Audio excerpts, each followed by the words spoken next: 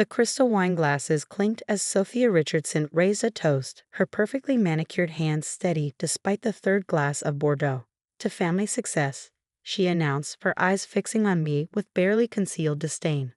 While the rest of the family celebrated their supposed success, I sat quietly at the massive dining table, watching my mother-in-law perform for her usual Sunday dinner audience. My husband Michael drifted uncomfortably beside me but remained silent. He never did have the courage to stand up to his mother. "Such a shame about your little boutique, Sarah," Sophia continued, false sympathy dripping from every word. "I warned Michael that retail was such a risky business. Not everyone is cut out for the corporate world. My name is Sarah Jeanne, and at 34, I was watching my mother-in-law celebrate what she thought was my financial ruin after 2 years of her careful sabotage.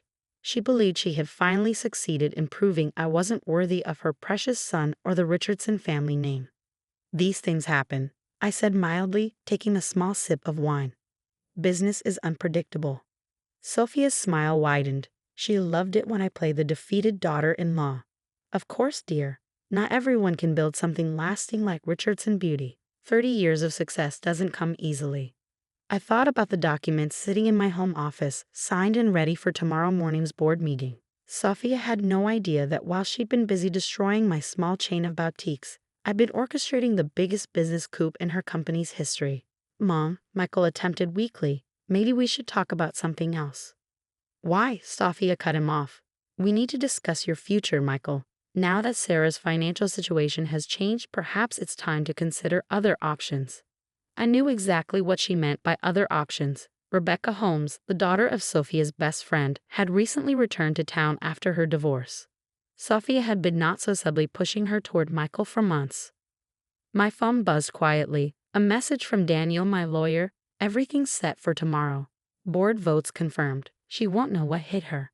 I excused myself to the bathroom, needing a moment to compose myself. In the massive marble bathroom of the Richardson mansion, I stared at my reflection and thought about how it had all started 3 years ago. I'd been the rising star of the retail world. My boutique chain, Urban Chic, was expanding rapidly, featured in major fashion magazines, and attracting attention from luxury brands. Then I made what Sophia considered my fatal mistake. I married her son. Michael and I had met at a charity gala. He was sweet, kind, and completely dominated by his mother. But I loved him and foolishly thought love would be enough to overcome Sophia's disapproval of my new money status and Chinese-American background. The sabotage started small. Sophia would casually mention to her society friends that my boutiques were having quality issues. Key suppliers suddenly canceled contracts. Landlords unexpectedly raised rents or refused to renew leases. Each problem seemed random, but I knew better. What Sophia didn't know was that I'd been recording everything. Every casual phone call where she urged suppliers to drop me, every meeting where she pressured property owners, every subtle threat she made to anyone who did business with Urban Chic. But more importantly, she never bothered to look closely at the group of investment firms that had been quietly buying up shares of Richardson Beauty over the past year. Why would she? The companies all seemed independent, legitimate, with no connection to me. My phone buzzed again. Another message from Daniel. "Final share count confirmed. You control 62% through the holding companies. Board meeting scheduled for 9:00 a.m. I returned to the dining room just as Sophia was starting another story about her business success. "It's all about connections, really," she was saying. "The right people, the right background. You understand, Sarah." "Perfectly," I replied, thinking about the connections I'd made while building my case against her. The suppliers who'd provided documentation of her interference, the property owners who'd recorded her threats, the executives at her company who were tired of her outdated leadership and discriminatory practices. Michael touched my hand under the table, a small gesture of support he only dared when his mother wasn't looking. He had no idea what was coming either. I kept him in the dark to protect him and to ensure his reactions tomorrow would be genuine. "More wine, Sarah?" Sophie offered, her smile sharp. "Drown your sorrows?" "No, thank you," I said. "I have an early meeting tomorrow." She couldn't resist the opening. "Oh, still trying to save your little shops. Sometimes it's better to just admit defeat gracefully." I thought about the times I cried in private over her sabotage, the nights spent rebuilding after each attack, the careful planning and patience it had taken to turn her own tactics against her. Actually, I said, it's a corporate consulting meeting. I've been exploring new opportunities. Sophia's smile turned condescending. How nice. Perhaps something more appropriate to your skills. Retail sales, perhaps.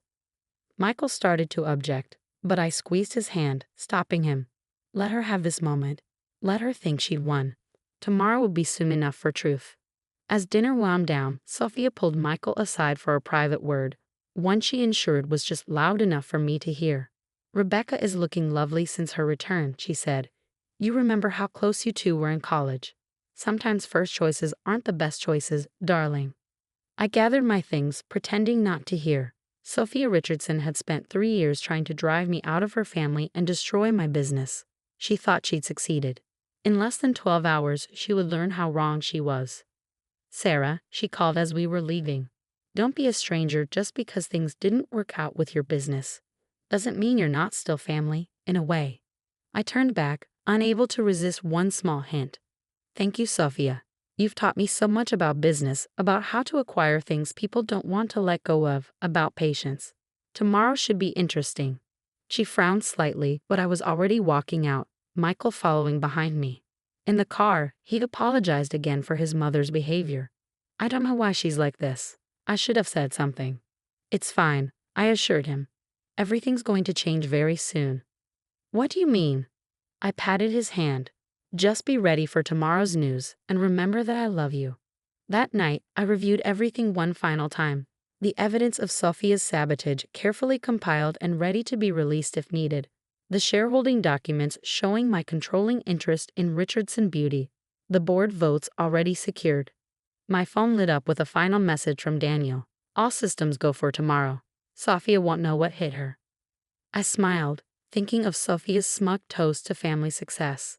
Tomorrow would redefine exactly what that meant.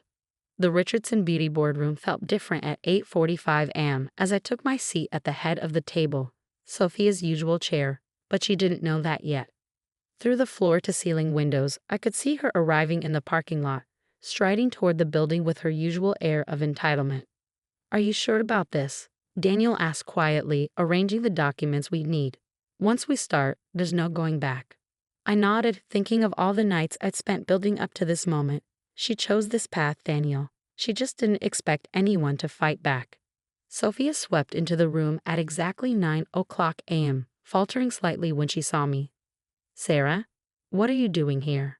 Her eyes narrowed as she noticed me in her seat. That's my place. Not anymore, I said calmly as the other board members filed in. Please take any other seat. We have a lot to discuss. This is ridiculous, she snapped, remaining standing. I'm the CEO of this company. I don't know what game you're playing. Actually, Daniel interrupted smoothly, as of this morning, Ms. Zhang is the majority shareholder of Richardson Beauty, controlling 62% of voting shares through various investment vehicles. This emergency board meeting has been called to address the leadership transition. The color drained from Sophia's face. That's impossible. I would know if someone was buying up shares. Would you? I asked, opening the folder in front of me. Like you knew who was really behind the Pacific Ridge Investment Group or Summit Valley Holdings? You've been so busy trying to destroy my business that you never noticed who was buying into yours. The other board members were watching with barely concealed interest. Many of them had their own stories of Sophia's tyrannical leadership and discriminatory practices. This is absurd, Sophia sputtered. Michael will never allow. The boardroom door opened and Michael walked in. I called him early this morning, finally explaining everything. He looked pale but determined. Hello, Mother, he said quietly, taking a seat beside me. Sophia's face twisted with rage and betrayal. You knew about this? I just found out, Michael replied. And after hearing everything, all the ways you tried to destroy Sarah's business, all the manipulation, I fully support her taking control. The votes are already secured, Daniel added, distributing documents to everyone. The board has agreed that a change in leadership is necessary for the company's continued growth and ethical operation. I watched Sophia's carefully maintained facade crack as she realized the depth of what was happening.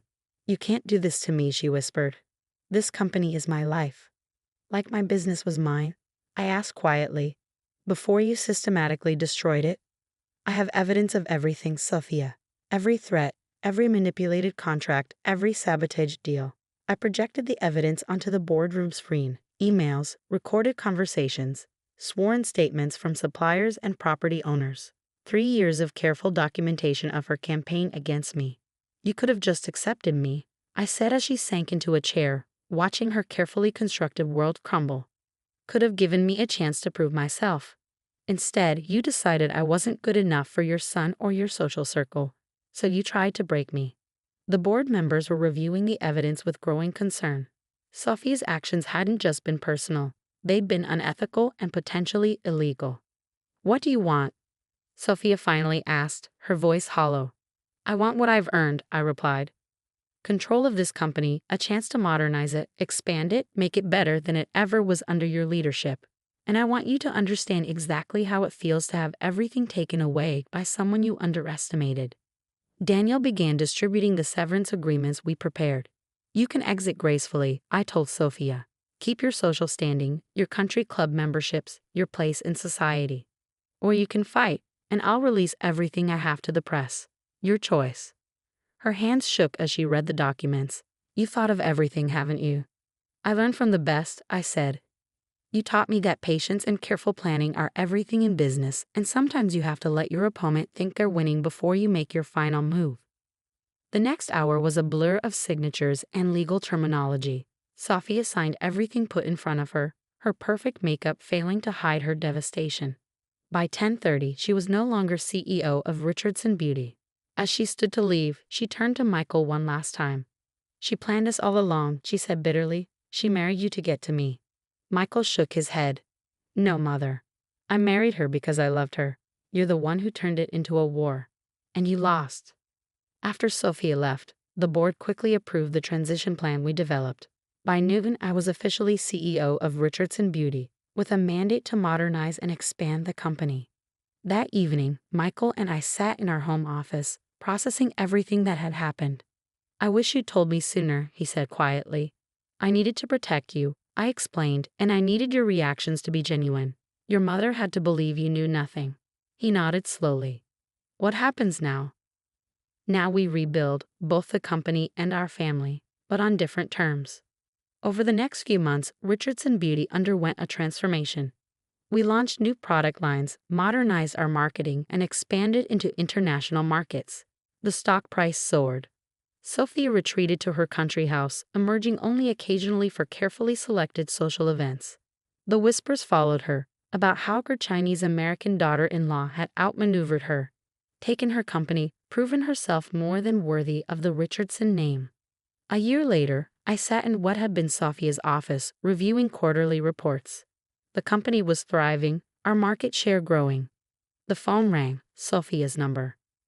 I understand now, she said without preamble. What I did to you, what it feels like. That was the point, I replied. The company, it's doing better than ever. Yes. A long pause.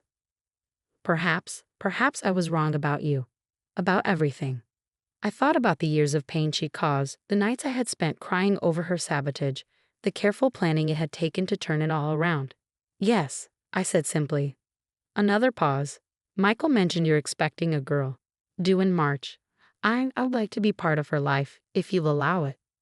I looked at the family photo on my desk. Michael and me at last year's company gala, both smiling genuinely for the first time in years. We can try, I said carefully, but things will be different. No manipulation, no games, no trying to control everything. I understand, she said quietly. You've certainly proved you're stronger than I thought. After we hung up, I walked to the window, looking out over the city. Sophia had spent years trying to prove I wasn't good enough for her family or her company. In defeating her, I proved her right. I wasn't just good enough, I was better. The company flourished under my leadership, expanding into new markets and product lines.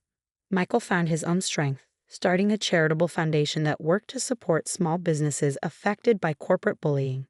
And Sophia, she learned what it meant to be on the other side of power, to have to ask instead of demand, to accept instead of control. Sometimes at family gatherings, I catch her watching me, not with the old contempt, but with something like respect. She's learned that true power isn't about destroying others to maintain control. It's about building something stronger from the ashes of what others tried to destroy.